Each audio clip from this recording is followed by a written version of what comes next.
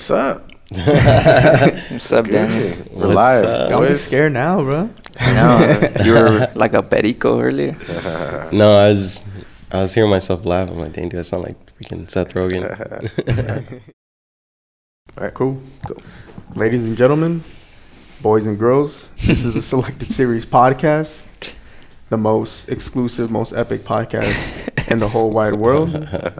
And for today's guest, we got the one and only Daniel, creative director of Canvas and Nonfiction. What up, bro? What's up, man? Hey, What's thanks up, for having fam? us, man. Yeah. Thank you, guys. I've been trying to catch this Pokemon for a minute. Rare breed. Shit. Man, Like Mew. 150. spot is nice, dude. Love your office. Love the artwork. Can you tell us a little bit about this one maybe right here? All right. So that's a piece I painted myself. There's a couple pieces actually behind that one, but I'm not big on keeping my own paintings. But that one, I kept it because just what it means to me. I call it the heart of a saint because there's a story about this kid who goes to church and with his grandpa, and his grandpa tells him about the stained glass. The kid's like, what is that? And he's like, oh, those are saints. So when he goes home, his mom's like, oh, what did you do today? And then he's like, oh, I went to church. And she's like, oh, what'd you learn? He's like, oh, I learned what a saint is. And she goes, oh, well, what's that? And the kid goes, someone that lets the light shine through. So to me, that's kind of like stained glass, but like in regards to like the heart of a saint, how like it can be fragile, it can be broken, but when the light shines through it, beauty still shines through it. So Bars. Life bars. So with That's cool, with that I see being why you said, kept that. can you give us a little bit of a story behind Canvas and like Nonfiction. well, first of all, like the story behind you, like where'd you grow up, man? So born and raised here in the Coachella Valley, born in Indio, JFK, what's up? Yes, sir, bro. I think I made it inside or in the parking lot. I don't know. But yeah, born and raised here in the Coachella Valley, man. I tried to get out a couple times, but yeah, the desert always brought me back home. And Where'd you try going? I lived in Long Beach after high school. I went straight to Long Beach, did a couple years out there. And then after that, I moved back. Then dipped out again to Santa Monica, was living out there, and then came back. And then I was gonna recently dip out again to up north, like near San Francisco. But I love the valley, man. I just had that revelation, like, no, this is home. I love it here. I got something to offer to my community here, so it's like I gotta keep it here. How do you think moving out to these different places like influence you and like your art and all that? Man, I remember when I was like 18, I was hanging out with this buddy of mine, Java. Love that dude. Shout out to Java. Yeah. Is that 6th Street? No, Java. No. Java's a high school buddy. His name is actually Javier. Oh, for sure. But we were at this party, and he's like, "Hey, bro," like we're kind of pedos, and he's like, "Hey, bro, let's drive out to San Francisco." And I'm like, "All right, bro, I'm down." And like this is like 2:00 at night, you know. And so we started driving out there, and I kept pulling over because I kept getting distracted by graffiti. I was like, oh, dude, I want to check out this piece. Let's check out this piece. Let's check out this piece. Oh.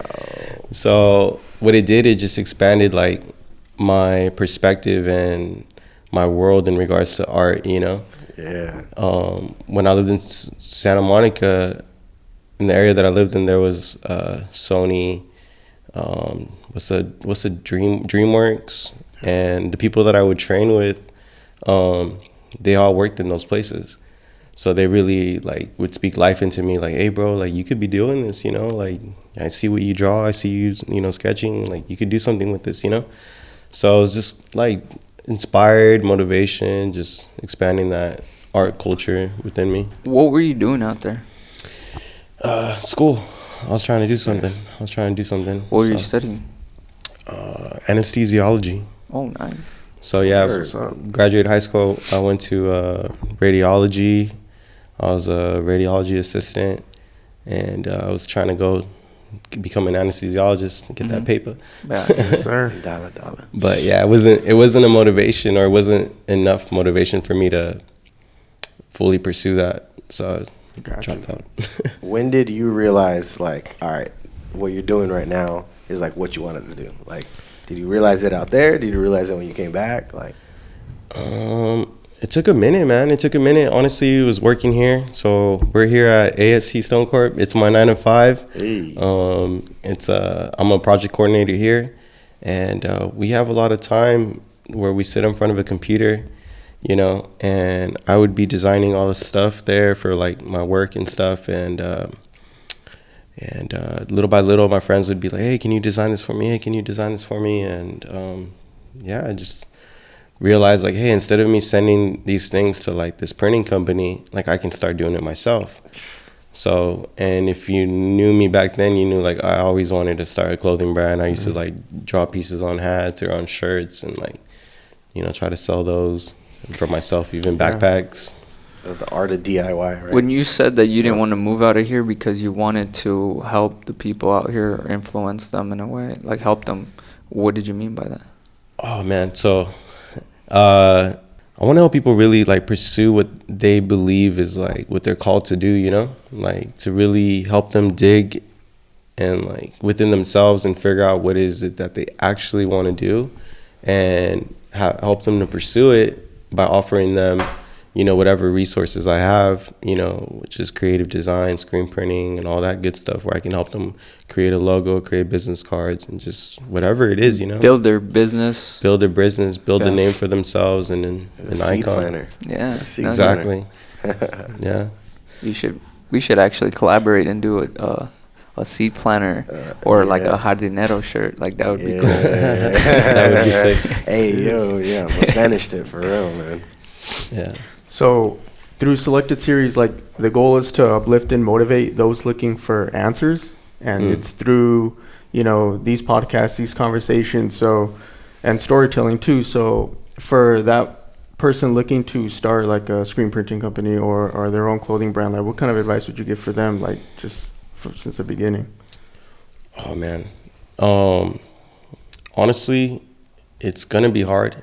The first client that I tried to reach out to was my boss here, and what he told me was, if you want to be rich, stay here. If you want to be poor, follow your dreams. And What a backwards kind of thing to say, no? yeah, and honestly, it was heartbreaking, but at the same time, it was like just realizing you become more rich doing something that you love, you know, versus chasing money. That's what his idea is, which was my idea once upon a time when I was, you know, pursuing anesthesiology.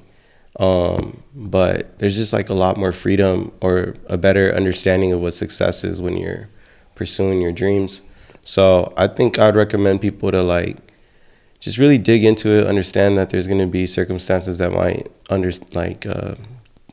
to push them back a little bit from not wanting to do that. But I think they should just keep, you know, dig in and keep trying, because yeah, it's going to be worth it at the end of the day. So much joy. I'm sure you guys understand that joy and peace that you guys have from doing what you love. Would you suggest to like not try to be like secluded and like, you know, reach out and network? Oh yeah, man. That was honestly one of my biggest issues with my growth with Canvas, and was not reaching out for help. Yeah.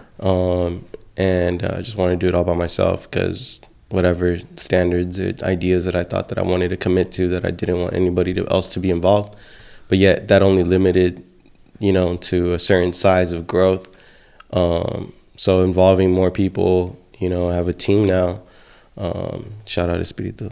Yes, sir. Spirit made. Yeah, man. So yeah, creating a team, helps to just expand your ideas. It's like where people give you a different perspective, a different opinion, what you thought was right or whatever. So Especially when you respect their opinion and you yeah. see their artistic vision and you're like, oh my God, like you want to run with it regardless of what they're saying. Like, yeah, because they're actually elevating your ideas further. Yeah, and it's awesome because it's one word I heard is empowerment. You empower them to use their gifts and their talents, which again is part of what Canvas is all about. Helping people, give them this platform where they can pursue something. And I think it's people like us, That's wonderful. Let's collaborate, let's do these things, and that gives them that opportunity to do that. I think the biggest impact I've had from just talking to you a few of the times that I have talked to you is the generosity of information that you've given me. Like, you've never held back any type of insight that you've had. You've always just been like, yeah, bro, like, look, grow. Like, you're like remember we were sitting down at Flat Blacks? Yeah. Just watering me, bro. He was just like, psh, I was growing so much. And that conversation just it opened up my mind for sure. Yeah. It was only like 30 minutes, but I felt like, whoa, like you left and I was like, bro, we were like brewing up ideas for hours after that. For hours. That's dope, man. Yeah. It's that seed planter thing though. I think that stemmed from that conversation that you guys had. I think you said it and I was like, the whole night I was messed up. Like my mind was like you, bro. I was just racing. Planted a seed in David's mind. Yeah. That's crazy how we could do that too. Yeah, there's a lot of I love that though, planting seeds, because honestly that's what it takes. It's just like seeing someone, recognizing something great within them, and then just acknowledging that within them, and be like, hey bro, you got some talent, bro, you got a nice voice, hey, I like your swag, like all that stuff. That's a seed right there that makes them like look in the mirror and be like, you know what, I got something here. Exactly. People tend to forget too, Yeah, especially when they've been doing it for a long time, and just like, hey, this is who you are, and it's just like, oh shit, you look back and you're like, fuck yeah, I have done some dope shit, and I got a lot more to do, So uplift, just keep uplifting. Exactly. It doesn't hurt to give a compliment. That's or just like acknowledge somebody because they want to be noticed, And or just sharing knowledge in general. Yeah, I feel, bro. That knowledge sharing. People are so scared to do that shit. From the beginning, that's been something that's important to Selected Series for us. We've always share knowledge, just share and always come with like open hand. Like always trying to just offer, not take, but just give. We want to be that platform where people come and get answers. You know what I mean? So. Yeah, that's what Canvas is doing. Yes, sir. Right. Yeah, you guys are doing it by having me here, by having Spirit Man shoot this. Yes, sir. Exactly. By stopping by 6th Street and drinking their Americanos too. Had a conversation there too. It's like. So anything you want to share with us that that people don't know about you? Let's switch a little bit and talk about nonfiction. You're having some cool stuff here on the table. Yeah, so would you start off with first, nonfiction or Canvas? So nonfiction was like this thing I would it was like my poetry name. Like in graph you have a graph name. Gotcha. Poetry was like my signature at the end of a poem I would write. Nonfiction, and it was kind of like my thing of saying like what I'm expressing is truth. Like it's coming from the heart. Dope. But I never knew like what I was gonna do with it, like I didn't know if I was gonna be a rapper, which I don't ever want to be. No offense. You got bars, bro. Just heard you spit before this. Come on now. I just never thought I had the voice for it, like. And now you listen to yourself and you're like, hey. Yeah, exactly. Exactly. I'm like, yeah, you know what? There you go. Probably hit up Compa Eddie and get some beats. Yeah, there you go. Dog, I got you, bro. I'll send you some too. There you go. Disco beats. Sir. Disco beat, man. But yeah, so I never knew what I was gonna do with this, so I kind of just pushed it aside. I thought I was gonna do a blog with it. So Canvas was honestly inspired by this lyric by Blue. I don't know if you guys know the rapper Blue. He says, yes, Inglewood. Every day is like a blank canvas, carving my initials on the planet like I brand it. So like every day is like a blank canvas, you know. So I was like, dude, every day is an opportunity. Every day, you know, is an opportunity for us to do something. It's gems right there. So apart from that too is like what you guys were saying, it's that platform. A canvas is a way for you to express art, you know, express yourself, your talents. And then also we are canvases, you know, our lives are canvases, what we do with it, you know. So wow. What a meaning. What I also took from it was that you're a platform for you, like you're just a blank for people to like, you know, to jump on your stuff. Yeah, that was eventually one day, Jesus' name. I'm gonna create a place, you know, canvas where it's gonna be a blank canvas where people can come, Selected Series can come, you know, set up their thing the way they want to do it, you know, and they can grow there, you know, whether it's an art exhibition, an art show, like what your brother's doing, dude, at Flat Black. Like that's wonderful. That's similar, you know, we want to make sure we give these people a platform to express themselves. Yeah, man. Right. What other stuff would you have there? Like recording studio? Would you just go off? Like, would you give the ability to have all types of art there? Yeah, well, I see where you're going. We had a conversation. He's going back to that. Yeah, part of it was, again, it's about empowering, encouraging people, you know, offering them resources. So it's, you know, having photo studios there with like professional photographers, like, you know, Spirit Made, where he can, you know, offer his equipment, you know, to someone who's like barely trying to do it, you know. Gotcha. Or, you know, DJ Disco was like, all right, you want to learn how to mix? Like, I'll show you, you know. So it's like opportunity for us to empower like the next generation and teach them things, you know, by offering them resources that they normally wouldn't have. Yeah, so if anybody that's out there listening to this and has the same idea and you know something that we don't know, come and talk to us. Let's link up and let's figure this out together, because I know a lot of people that have other talents that we don't, and they can help us put this whole puzzle together, you know. Yeah, that's exactly what it is. That's what you guys brought up earlier about the community. That's the thing. Like, if we all come together and we're not trying to like be different entities, like we can we can do something great, you know. I think that's like, get rid of the ego, the machismo, all that stuff, you know. And we talked about that, I think, before, but I think in the Valley, our generation is in charge of that right now. It's the whole letting go of the ego, like, I can't fuck with this group, or I can't. I think our generation is in charge of, are we really going to make a platform out here in the Valley for everything, for arts, everything. So I really think it's us, man. It's up to us. And even with the podcast that we're doing, like, we want everybody to have a voice, not just us, you know. Everybody that we run into and wants to do something like this, they can, you know, hit us up and figure out, like, you know, everybody's got a little niche, and everybody can like grow together and have a voice and cross network, and us jump on their stuff and them on us. Like, all that stuff is cool, you know, because everybody grows, everybody gets exposure, everybody at the end of the day, you know, makes money. So I got some more questions for you. When did the transition happen from Canvas to focusing on your nonfiction product and pushing that more and actually bringing it to life? So, like I was expressing earlier, like, I always wanted to have my own clothing brand. I always wanted to print shirts. I had so many different like design, like names, clothing brand names. And when I started screen printing, I started creating merch, like shop merch, you know, it was canvas. And there was certain shirts that a lot of people liked, but when people would rock them, you know, they'd be like, you know, like, oh, it's just a screen printing business, you know? So I saw that people liked the stuff, my designs and stuff, and I saw this as an opportunity to share a message, you know? And I had one shirt that on the back of it, it said,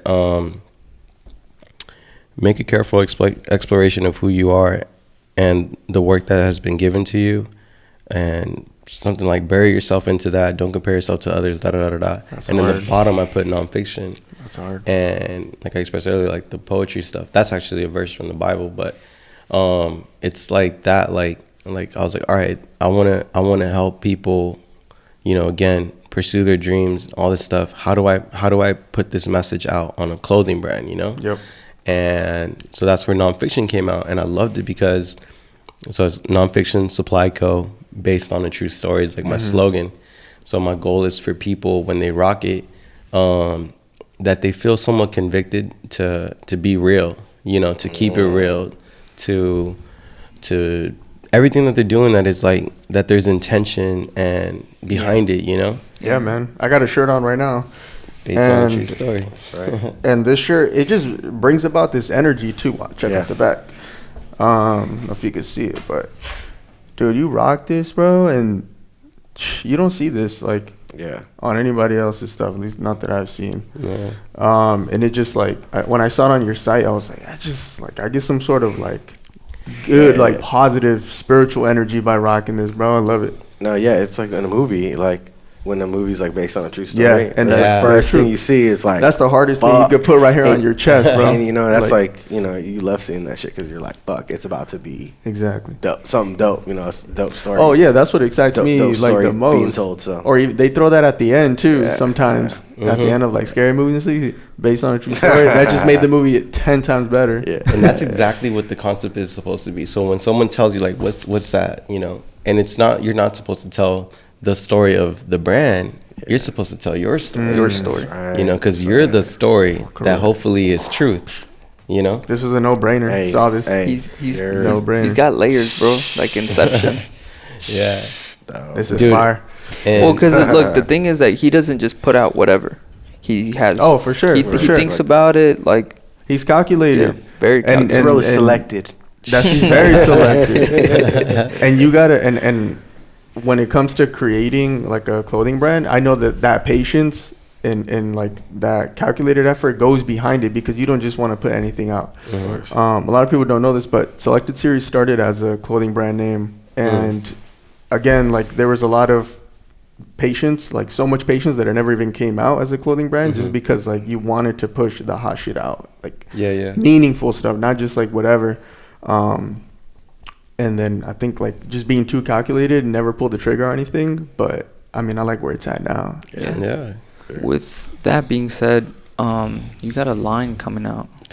What is next collection? What is this next calculation that you did? So my first collection was kind of like my introduction, right? So it was it was a lot of focus on the slogan based on a true story and the logo, and then my like beliefs behind it. This one is a little bit more focused more on the aspect of fashion when it comes to the clothes itself. So there's not so much designs and stuff on it, but the message behind it, bro, the one for this collection is ridiculous. I love it so much. Like I can't wait to work on Spirit Made on this visual that we're working on, man. Oh, okay. It's gonna kill it. And then I got Death World helping me with the styles and the models. It's gonna be crazy. Oh, and then I got Compa Eddie on the beats, dude. Dude, it's so fire. you got a whole production waiting to back all this up. He's got a whole team. Yeah, That's this one's gonna be about the story. The story behind the brand, and or not just behind the brand, but behind this collection, which is exactly what we've been talking about. This is where Canvas comes back into play, where it's like, when you're pursuing your dreams. And that's what the colorways are. So with the greens and the browns, there's like the Safari Seeker guy, when you're Jumanji Trail kind of thing. Hey. You're going out there, you're exploring, you're trying to do something different, But what happens is you end up finding yourself alone. No one's there to support you. People are like my boss, they're telling you like, hey, you're going in the wrong direction. Yeah. So people want to mislead you, right? So you find yourself alone, abandoned, struggling and stuff. But what happens is eventually, normally when you're like on the verge to give up, you eventually bump into people that are doing the same thing as you. Yeah. Not specifically, but in regards to pursuing their dreams. Yeah.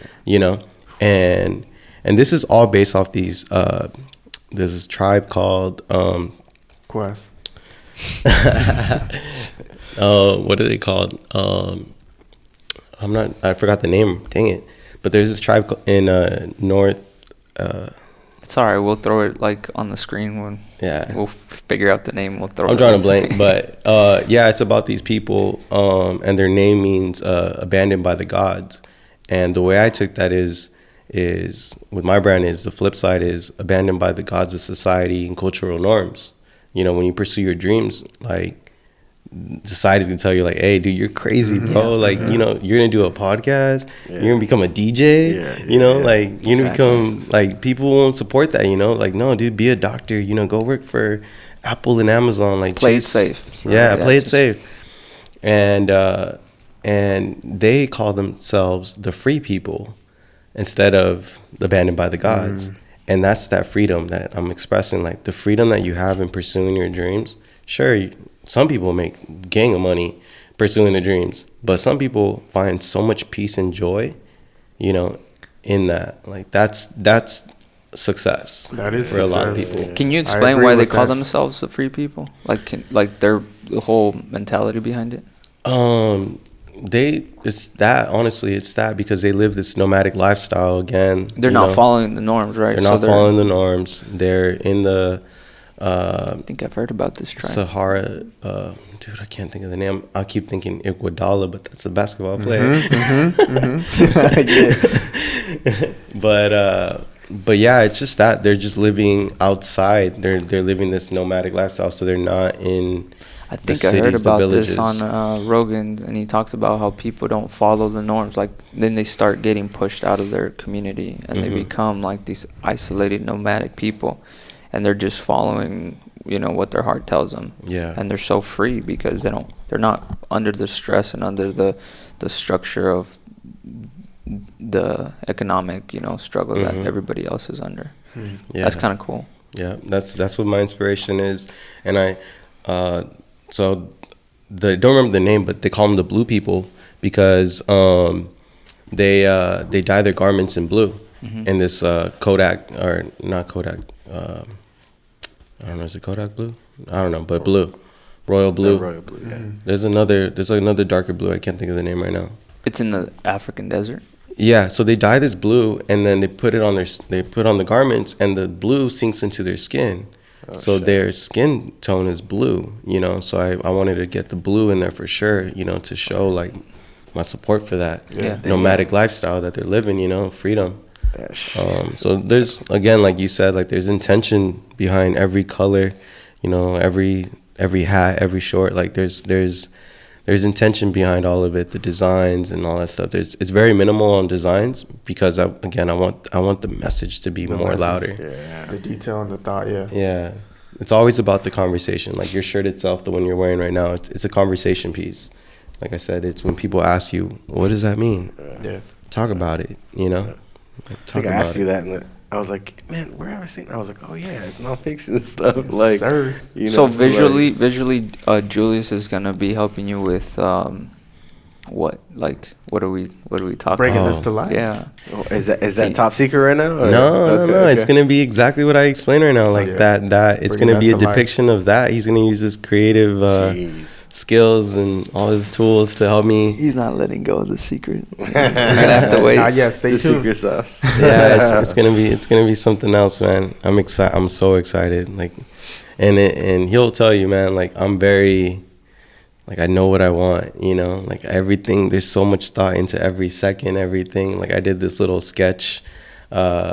Like scene by scene kind of notepad. On a sticky notepad. Sticky notepad. Yeah, man. It's everything. There you go. When I was working on the beat with this guy, Eddie, I was telling him, like, bro, okay, I need it to be 30 seconds. I need the drum to hit this time. I need it to be this because the video is going to be like this. So, like, I was being, like, you know, super intentional. I got vocals on there, too. Super intentional about what the vocals are saying, like, all that stuff. Man. That's what it's all about, dude. Wait. Put that time and that thought into it. Yeah. Jesus, man. All right, so going back to that whole norms of like success thing, I'm bringing it up just because I remember when we were on tour with Kurt and Mers, right? So Curtis he's like super YouTube guy now, right? He's like fucking thousands of followers. He's like an inspirational speaker, but he was a rapper at first. He's a rapper and a producer.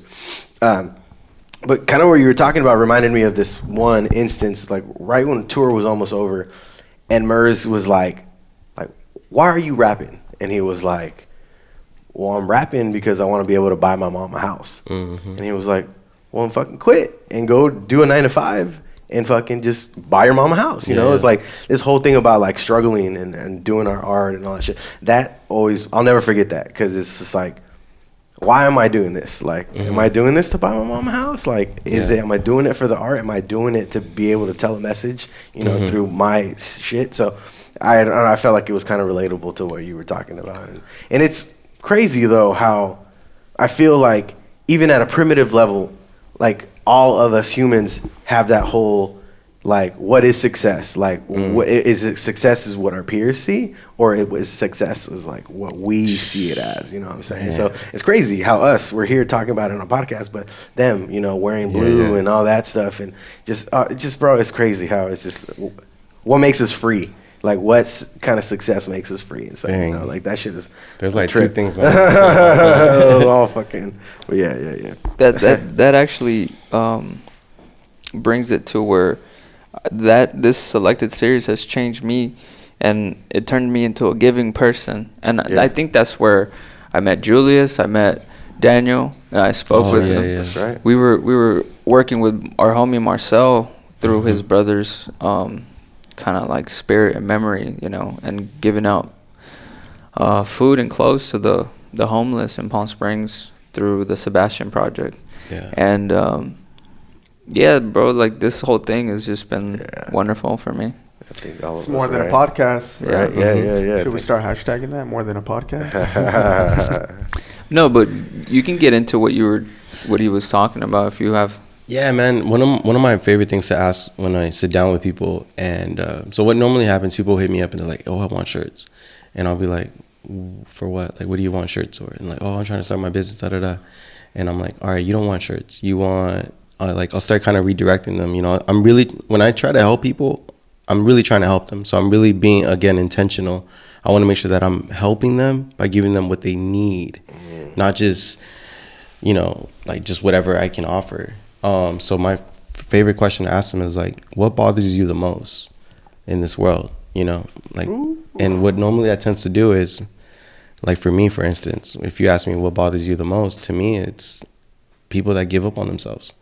You know, so whenever they answer me that question, I'll be like, well, then do something about it. That's what you're supposed to do. If it bothers you so much, do something to fix that. That's your passion right there. Your passion is to do the opposite, which is to make a difference in regards to that, you know? So that's one of the things I think, like, when it comes to, like, figuring out what your purpose in life is, figuring out, like, you know, why am I doing this? You know, that's it.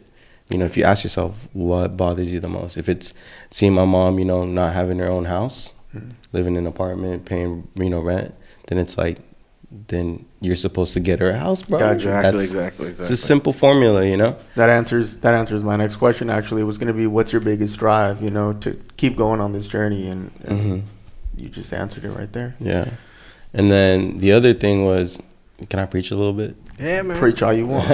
Preach all you want, dude. So my definition of success, you know, my definition of success is a biblical one. And in Genesis 39, it talks about the story about Joseph, who he's like abandoned by his brothers. He used to be like the favorite kid, spoiled, you know, just loved by his dad.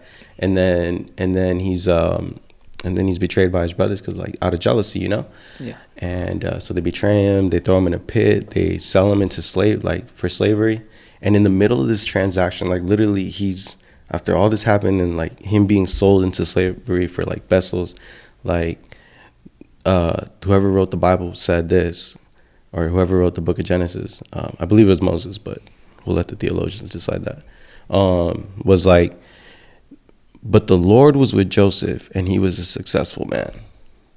So to me, what that meant was, your circumstances don't determine your level of success. You know, it's who's with you. That's right. You know, and in that case, it's God. So for me, it's, if I know God's with me, I'm already, you know, living a successful life. Gotcha. But in the other norm, or the other way, is if you say you're doing it. If your goal, if I say, what's your definition of success, is, and you say, you know, millions of dollars. So replace the word Lord with that. You know, the money was with me and I was a successful man. So that means that money's becoming your God. Money's your God. That's the person, that's the thing you enslave yourself to. That's the thing that you know, and that's not a good one, because that comes and goes. Right. You know, it's materialistic. Materialistic. That's why I see that you have that conviction to help others, because you're already walking with God, and so like you're already winning. Like there's nothing that can deter you or break you, because your conviction is so strong. Yeah, and that's honestly the like the main message behind nonfiction. Like based on a true story. The true story is the gospel to me. That's the true story. And then once we live in that, once we seek that, once we find that, that's when we'll end up finding ourselves. And, you know, and this where applies, where it's like those things where my faith applies to it, to my brand, but also my calling, my purpose, my joy, you know, my path, everything, dude. Everything is just in this. You just made me that much prouder to be rocking this, bro. Yeah. Getting that true, like, you know, definition behind it. Mm-hmm. That's powerful. Yeah, like on the back of his shirt, it says, truth often unspoken. And luckily, to, you know, things like this, we're able to talk about it, you know, whether it be the truth of your identity, the truth of your passions, your dreams, you know, your faith, whatever it is, you know, we're talking about it. That's exactly why I wanted to sit down with you. Yes, sir. There's so much stuff that people shy away from because they don't want to hear the truth. And the truth, that's simple as that. That's the truth. Truth sets you free. Amen. With that being said, if you could go back in time, dude, and give yourself some advice, you know, what kind of advice would you have for a past version of yourself? Or let's say you get in a time machine, like what would you go back to and give yourself advice? Dang, dude. Honestly, I wish I could go back to when I was like 17 and just continue drawing and just continue, because I jumped around. There's people like your brother, man. People like your brother, Ryan Campbell, great artist, Adam Rodriguez. What I admire about them is that they're living the life like of an artist, you know? Like I had to find different avenues. I had to like figure, you know, like all these different routes, like, you know, but that's kind of like where Canvas came about, was me struggling. Like my mom, my tias, everybody used to make the jokes, like in Spanish, they say, a todo le tiras, pero nada le pegas. Which means you try everything, but you're not succeeding in anything. Because, man, I was telling them, like, oh, I'm trying to be a firefighter, I'm trying to be a paramedic. But it was all trying to go to anesthesiology, just trying to figure out different routes. But knowing, if I knew then that art was, like, my thing, you know, like, I wish I would have just stayed committed to that. But no regrets. I love the life I lived. I loved every second of it. I loved, you know, the trials, all the hard stuff. It's all worth it at the end of the day. It allows me, again, the heart of a saint, allows me to shed light on things that, you know, I can relate to other people about. Yeah. Thanks, bro. Thanks. Hey, let our viewers know, and the listeners too out there, where they can find you. Plug your socials. So my socials, Not your social security, bro. So it's a handle at the Canvas, THEE.canvas, for screen printing and all your marketing necessities and all that kind of stuff. Yeah. Or even if you just want to sit down and, you know, have me pick your brain and help you find your purpose in life. Have a cup of coffee at 6th Street. And or if you want to cop some merch, nonfictionsupplyco.com. Again, nonfictionsupplyco.com. We're gonna let them know when this is dropping. Yeah, this is dropping in March 20th, 2020. It's gonna be sick. You still have any of this merch available? Yeah, I still have some of the first drop. I still have some. We did a restock a couple months ago to help this group of people out, kind of like the Marcel thing that we did for the Sebastian project. Is that a TJ? Yeah, that's a TJ. That's in Tijuana. Hands of Hope. His Hands of Hope with Michael Anderson. So all profits and proceeds are going to them from that second drop. So yeah. Oh yeah, plug all that stuff though. If you want to let people know, so that we can put the links and stuff. Yeah, shout out all your peeps that you want to give a shout out to. So you got my Rolodex out. because you have a lot of projects going on. You diversify and you have a lot of people that you're working with. So yeah, man, we honestly like it's like what you guys are talking about. It's just you wanna involve people. You want to do as much as you can with people. So I'm from helping Marcel cooking crepes, to helping Michael Anderson and TJ, feeding homeless and helping people with rehab and stuff like that out there, doing all kinds of stuff, man. We're gonna be doing an art project in Coachella here where we're at with 6th Street. Again, offering a platform for local artists, similar to what your brother's doing at Flat Black. Nice. Shout out to Flat Black. Yeah, sir. Yeah, man. There's a lot of people, man. There's so many people that. So many things. I just try to. It's you think you need a lot to help people. In reality, you don't. In reality, you don't, man. It could be an encouraging word. It could be, just your availability. Just positivity. I think that goes a long way. Yeah, man. Spreading that good word. Yes, sir. So just quick shout out to Curling Cable for the cables. Shout out to Spirit Made. Thank you, sir. Go ahead, Luis. Yes, sir. And to our viewers, to our listeners out there, we're really excited. We got, a grip of episodes, a grip of content coming out for you guys. So stay tuned, subscribe, follow us on Instagram at selected.series. Daniel, thank you, bro. Yeah, look forward to working with you some more, bro. Thanks, bro. Thank you, sir. Thank you, sir. Thank you, sir. Thank you. We out.